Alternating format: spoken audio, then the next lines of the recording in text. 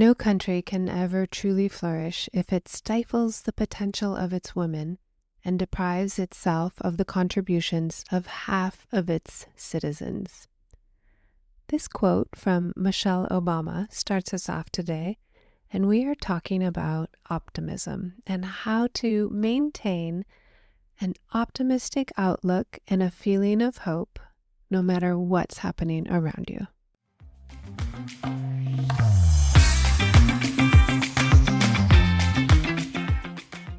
Welcome to the Modern Creative Woman, where we are delving into the power of creativity using neuroaesthetics, art therapy, and innovative thinking.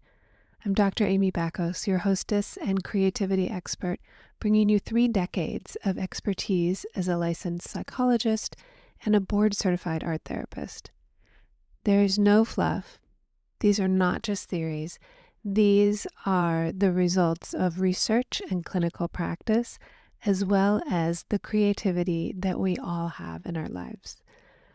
I'll be sharing simple tricks, practical exercises, and our goal is to demystify the creative process for women and make it accessible to you in your everyday life. Let's get into this. Let's get this started. Are you an optimist? Optimism in the field of psychology is a particular mental attitude that influences how people think the future might turn out. In technical terms, it's a cognitive construct, and it's linked to motivation and coping strategies. In everyday conversation, hopefulness and confidence about the future is how we would define optimism. We might be optimistic about successful outcome of a task we're undertaking, and it goes along with the idea of hope and hopefulness, which is really essential when things are difficult on the outside. We have to trust ourselves and trust that things will turn out the way we like. It's also about having cheerfulness, positive attitude. In philosophy, it's a doctrine set forth by Leibniz. And in that philosophy, it focuses on that we're living in the best of all possible worlds and the belief that good will ultimately prevail over evil in the universe. You can find similar descriptions in various religions and spiritual practices, and being able to look towards the future in a positive way is incredibly important. It's also reassuring. Optimism requires quite a bit of creativity. It allows us to imagine the thing we want and take steps towards it. Now, someone who's optimistic has, a positive outlook. They're actively using coping skills. And by that, I mean that they are working on goals and they're also working to minimize stressors in their life. Another characteristic is persistence. They keep trying even when things feel especially difficult, and they have healthy behaviors. They're able to stay active, be socially connected. They take care of their mind and their body. Now, there's well-documented research about the benefits of optimism. A better well-being, an overall feeling of things are okay. Optimists really experience this higher level of subjective well-being, and that just means they don't feel so bad under difficult circumstances. This one's very interesting. People who practice optimism have better health. Why is that? It's because optimists are more likely to take these really proactive steps to protect their health, take care of their bodies, see the doctor, the dentist on a regular basis. Having an optimistic attitude also leads to better relationships. They tend to see the relationships in a different way, and they tend to fare better in complex relationships or when things are not going well. An optimist is able to keep their image of that relationship and keep moving towards it. And you might be surprised to know that there are studies showing that people who are optimists or who report happiness are earning more money. And it It might be that optimists are more persistent in educational efforts. They are able to think positively about the future, and therefore they take action, which leads to higher income. Now, developing optimism is a skill. You don't have to be an optimist right now to practice the skill and become an optimist. And the research shows a series of steps that we can take, and I'll tell you a little bit more about them later on. But for the most part, it includes positive self-talk and affirmations. If you have yet to listen to the bonus episode of the Modern Creative Woman podcast that dropped on Valentine's Day, go back and have a listen to that. It's a way to start adding in positive language and beliefs. Another way that you can increase your optimism is to make positive statements about what you expect to happen. So instead of saying terrible things are going to happen, you could say, I think we're going to be prepared.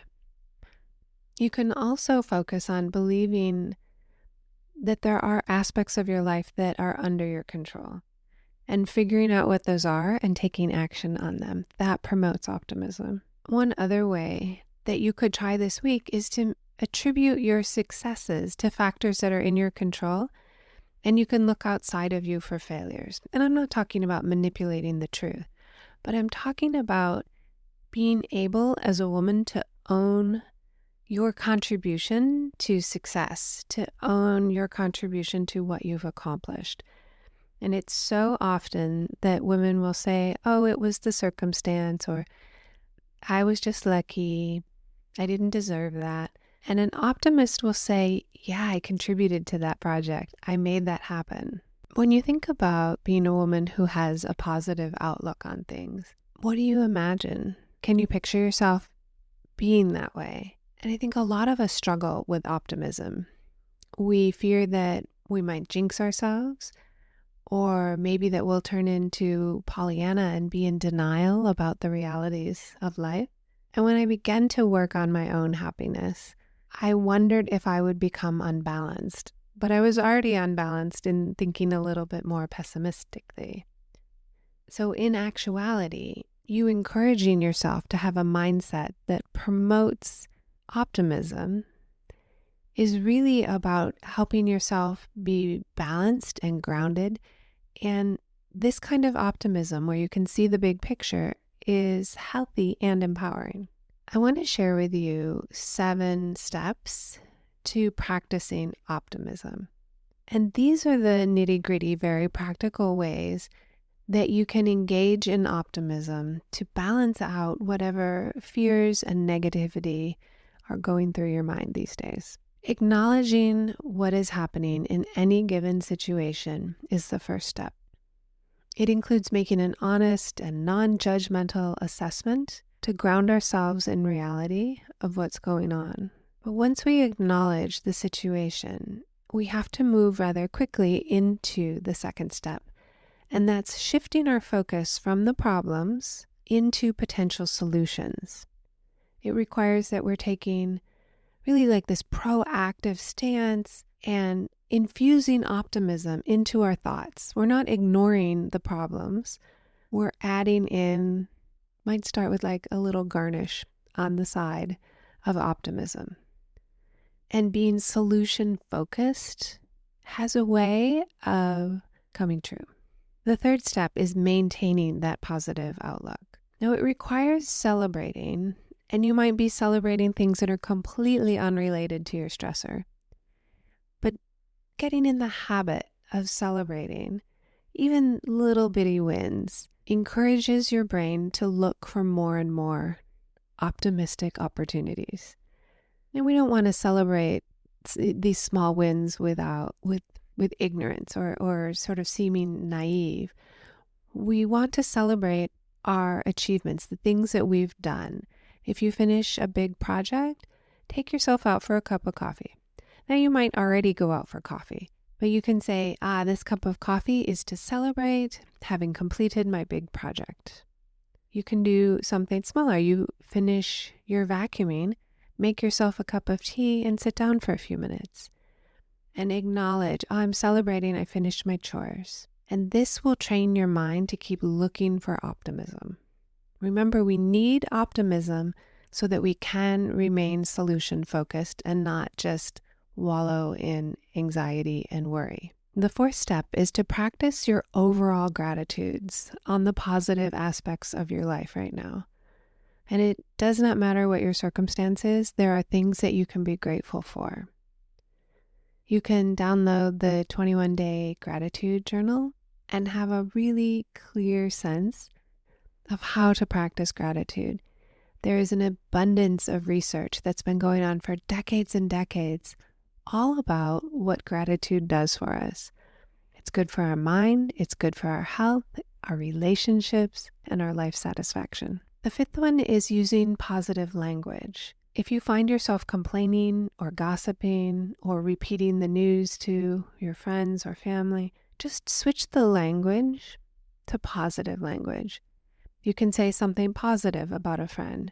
You can focus on what's going well. Doesn't mean you're ignoring what's happening, but you can take Mr. Rogers' advice and remember to look for and acknowledge the helpers that are out there supporting us. Number 6 is about building resilience. And it's necessary that we have strength to carry on and move forward. And that really is about self-care, so that we're getting enough sleep, we're taking time to make art, go out with our friends, do things we love. That resilience is necessary for the long haul. And finally, avoid all or nothing thinking. Anytime we think we have to do it all right now, or the sky is falling and we must solve the problem immediately, we're engaging in this all or nothing thinking. We want to work towards small steps where we can be proactive in our home, our communities. We don't have to change the world, just our world, our inner experience, and then that leads to transformation on the outside. Remember, with optimism, it's a thought process that's reality-based. It creates a balanced image of what's happening in the world when you look at both a struggle and what's going well. If you only focus on struggles and pain, you're not seeing the whole picture. Most of us need to pepper in a little optimism. I don't know anybody who needs to pepper in any more pessimism in their life. That optimistic thinking lets us see the whole picture instead of just focusing on those negative thoughts that our brain naturally just wants to go towards. Let's take a few moments and look at the biological process of thinking and how you can work with your thoughts and relate to your thoughts in a way that allows you to start adding in a little more optimism and getting a more balanced perspective on how you view things. Thoughts are merely a biological process. And you've heard me say that here before. Thoughts are strictly a biological experience. Your heart beats, your brain thinks. Brain activity is simply the movement that's happening in any given moment. And ideally, our response focuses on acknowledging and accepting thoughts without getting caught up in the content of them and without trying to control them or alter them or escape them in some way. Our goal is to observe our thoughts as they arise and as they float away. With over 40 years of research on the idea of thinking as a biological process, there's been some more recent research in behavior analysis and clinical psychology that's really all about the importance of a language process. I'm talking about language processes and having to do with controlling negative cognition and emotion, as well as our commitment to living the life that we think is important. There's some interesting research by Hayes, especially in 2008, that's been focusing on acceptance and commitment therapy and the implications for preventing negative cognitions. So the research shows that our efforts to control our thoughts and feelings or anything that's like an unwanted experience is associated with psychological and behavioral challenges. So the mere act of trying to get away from our uncomfortable thoughts makes us feel worse.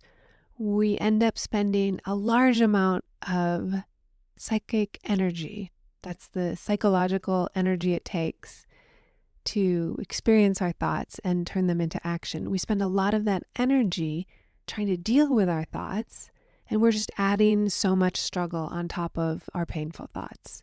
The problems that arise when we try to avoid our thinking is worry, anxiety, depression.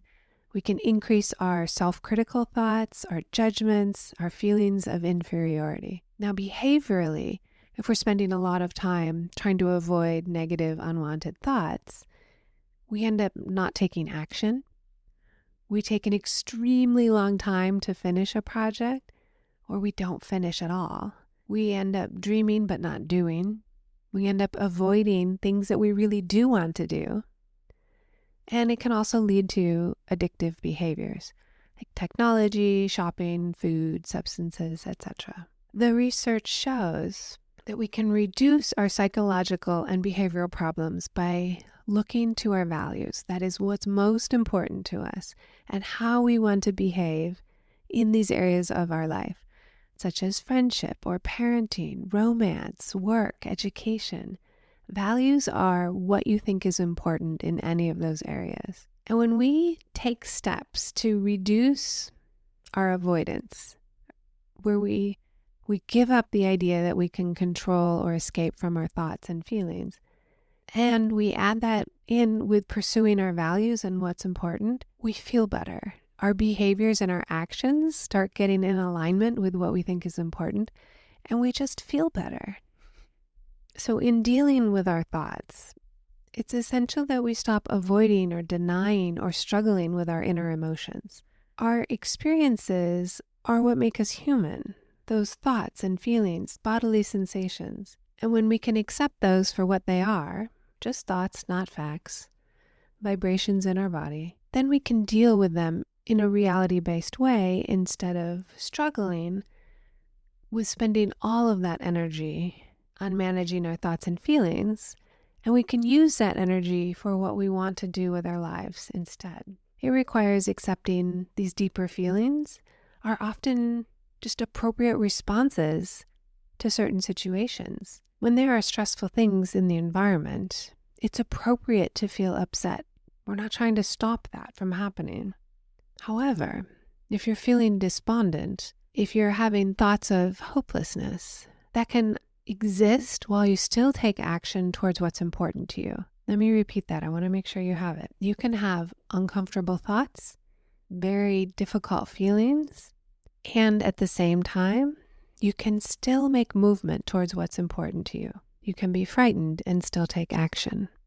Creativity plays an essential role in moving towards our values, especially when we're feeling upset or despondent because of what's happening on the outside world. We can feel pretty crummy on the inside, and that's an appropriate reaction when things are distressing in the world. Creativity offers you the tools to build your resilience, increase your optimism, go towards solution-focused thinking and a balanced perspective.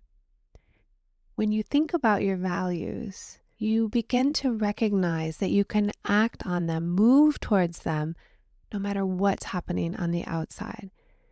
That feeling upset doesn't mean we have to stop engaging in our life and moving towards what's important and valuable. I want to encourage you to check in with yourself, make art, do some writing. Meditation is essential these days. And then check in on your neighbors. And remember, doing your best is doing what you can do without compromising yourself, without exhausting yourself. Giving as much as you can without sacrificing your mental or physical or financial health is what we're going for. That's what your best is. When you go too far and try and give too much or do too much, that's not your best anymore. It's taxing to you, as well as not giving what it what it is that you truly want to give or the value that you want to provide. Take really excellent care of yourself this week, and then reach out and check in on your friends and neighbors. Make some art. You could drop a card off to your neighbor, send a letter to your representatives. Participate in whatever way that you can. Have a wonderful rest of your week. Now that you know about how to use your creativity, what will you create? Want more? Subscribe to the Modern Creative Woman digital magazine. It's absolutely free and it comes out once a month. And I know you can get a lot out of the podcast and the digital magazine. Yet when you're ready to take it to the next level, I want you to know you have options inside the membership. And if you're interested in a private consultation, please feel free to book a call with me. Even if you just have some questions, go ahead and book a call. My contact is in the show notes, and you can always message me on Instagram. Do come find me in the Modern Creative Woman on Instagram, Facebook, and Pinterest at Dr. Amy Bacos. If you like what you're hearing on the Modern Creative Woman podcast, I want to give you the scoop on how you can support the podcast. You can be an ambassador and share the podcast link with 3 of your friends. You can be a community supporter by leaving a 5-star review if you think it's worth the 5 stars. And you can become a gold star supporter for as little as $3 a month. All those links are in the show notes. Remember to grab your free copy of the 21-Day Gratitude Challenge. The link is in the show notes, and you can find it at moderncreativewoman.com. Have a wonderful week, and I cannot wait to talk with you in the next episode.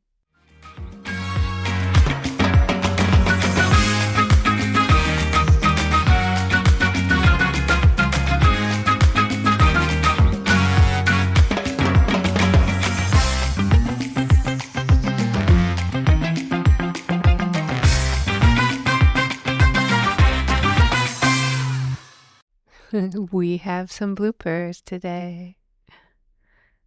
No country can ever truly flourish if it stifles.